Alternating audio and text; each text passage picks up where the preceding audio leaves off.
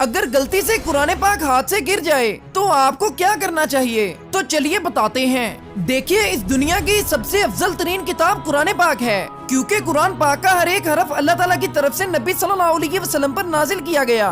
दुनिया का कोई भी शख्स इस किताब को चैलेंज नहीं कर सकता। इस पूरी दुनिया में इससे मुकद्दस किताब कोई नहीं। लेकिन बिलफर्ज अगर गलती से आपके हाथों से ये गिर जाए तो फौरन से कुरान पाक को नीचे से उठाकर चूम कर अल्लाह ताला के सामने तौबा और इस्तिग़फ़ार करें। लेकिन अगर कोई शख्स कुरान पाक को जानबूझकर गिराएगा तो वो शख्स पक्का काफिर हो जाएगा।